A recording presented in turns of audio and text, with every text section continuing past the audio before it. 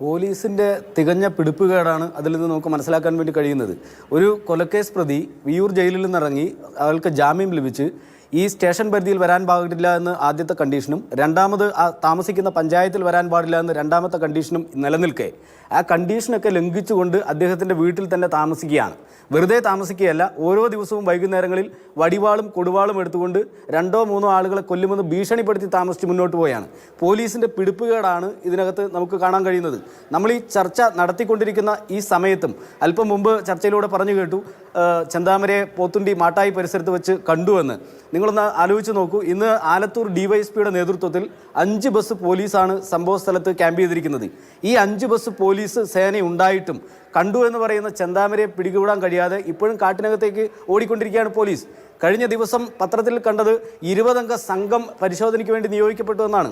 20 അംഗ സംഘത്തെക്കുറിച്ച് ഞങ്ങൾ അന്വേഷിച്ചപ്പോൾ ഞങ്ങൾക്ക് മനസ്സിലാക്കാൻ വേണ്ടി കഴിഞ്ഞത് നെല്ലിയാമ്പതി റൂട്ടിലേക്ക് ഒരു ബൈക്കിൽ 2 പോലീസുകാർ പോയാൽ അതൊരു സംഘം, അവിടെ നിന്ന് ചാത്തമംഗലം കരിമ്പാറ ഭാഗത്തേക്ക് ഒരു ബൈക്കിൽ മറ്റ് 2 പോലീസുകാർ പോയാൽ അതൊരു സംഘം. അത്തരത്തിലാണ് 20 സംഘമായി ഈ പോലീസ് സേനയെ തിരിച്ചിരിക്കുന്നത്.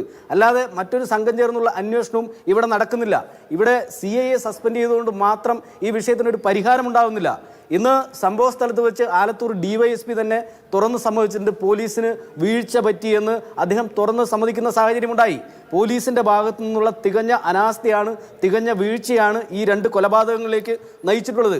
ഇവിടെ നമ്മളൊന്ന് ആലോചിക്കേണ്ടത് ഈ 2 കുട്ടികളുടെ ഭാവി, അതിനെക്കുറിച്ച് ഈ പൊതുസമൂഹം ചർച്ച ചെയ്യപ്പെടേണ്ടേ. ഇവിടെ ആ കുട്ടിയുടെ മാതാവ് 2019 മരണപ്പെടുന്നു. കഴിഞ്ഞ ദിവസം അവരുടെ പിതാവും അവരുടെ മുത്തശ്ശിയും മരണപ്പെടുന്നു. ഇനി ആ കുട്ടികൾക്ക് ആരാണ് സംരക്ഷണം കൊടുക്കുക? ഒരു സഹോദരൻ പോലുമില്ല.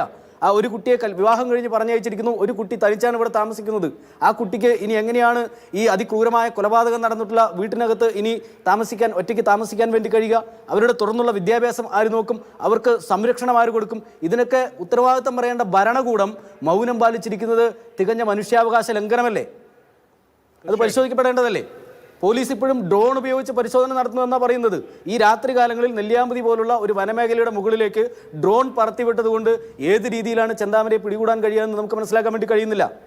ഇത് 2019 ഇദ്ദേഹം ആദ്യത്തെ കൊലപാതകം നടത്തി ദിവസങ്ങൾ കഴിഞ്ഞാണ് അദ്ദേഹത്തെ പിടികൂടുന്നത്. ഇപ്പോഴും ഇവിടെ ഇന്നലെ സംഭവം കഴിഞ്ഞ് ഏതാണ്ട് 30 മണിക്കൂറിലധികം സമയം കഴിഞ്ഞിട്ടും പോലീസ് ഇരുട്ടത്ത് തപ്പിക്കൊണ്ടിരിക്കുകയാണ്. എന്താണ് ഇവിടുത്തെ പോലീസ് സേനയുടെ ഒരു അവസ്ഥ ഒന്ന് ആലോചിച്ച് നോക്കൂ. ഈ പോലീസ് സേനയെ വെച്ചുകൊണ്ട് ഇന്നോ നാളെയോ തന്നെ ചെന്താമരയെ പിടികൂടാൻ കഴിയുമെന്നുള്ള യാതൊരു വിശ്വാസവും നാട്ടിൽ ആർക്കും തന്നെയില്ല.